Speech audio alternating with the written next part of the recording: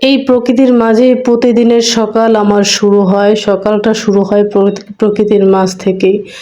নামাজ পড়ে সোজা আমি প্রকৃতির মাঝে হাঁটতে আসি। তো আজকে আপনাদের সামনে নিয়ে আসলাম আরও নতুন একটা ভিডিও। তো আসসালামু আলাইকুম, কেমন আছেন?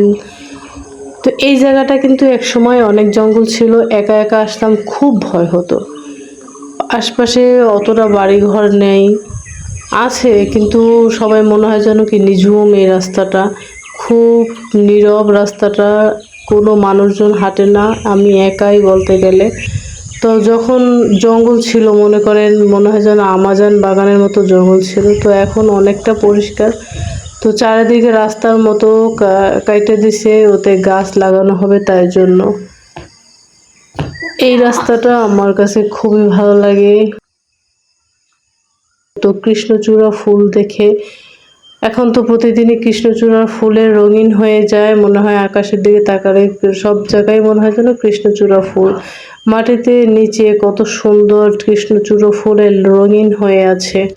এই বাদাম গাছটায় অনেক অনেক বাদাম হয়েছে, কত বাদাম হয়েছে। তো আগে ছোটবেলা কত বাদাম খাইতাম। ছোটবেলা বড় ফুপুদের বাড়িতে গেলেই এই বাদামের ডাল দেওয়া থাকতো। একটা পাখি আসলো সামনে, মন চায় ধরতে, তাই যে কাছে যেতাম তা একটু উড়াল দিয়ে আর একটু কাছে বসতো। বেশি দূরে যায় না, তা উড়াল আশপাশ দিয়ে উড়াল দিতেছে। জবা ফুলটা কত সুন্দর, পুরোপুরি ফোটে নেই। তো এই জায়গাটা প্রতিদিনই শালিকের এরকম মেলা হয়।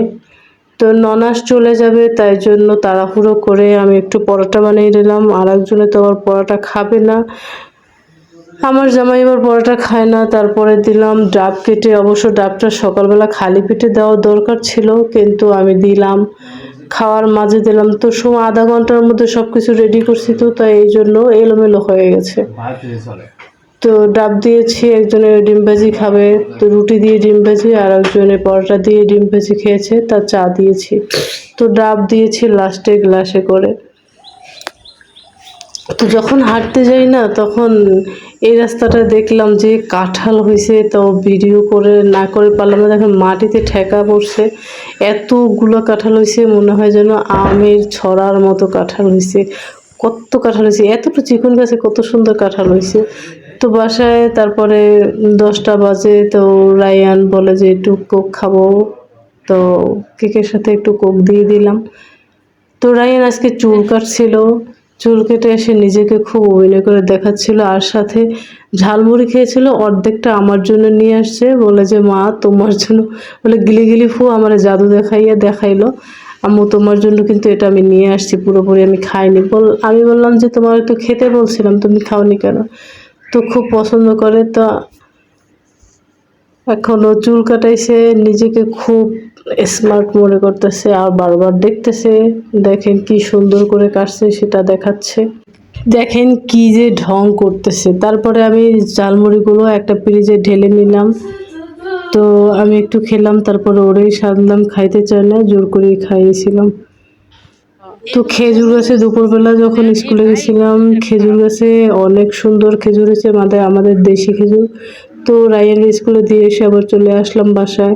বাসায় এসে দেখি যে রায়ানের বাবা আনারস নিয়ে আসছে, তো আনারসটা আবার কেটে দিলাম তাকে, দুপুরবেলা খালি পেটে খাবে বলে, তাই জন্য আনারস নিয়ে আসছে। তো আমি দুপুরবেলা আনারস কেটে খাইলাম। পরে আবার স্কুলে গেলাম, পরীক্ষা শেষ আনতে গেলাম।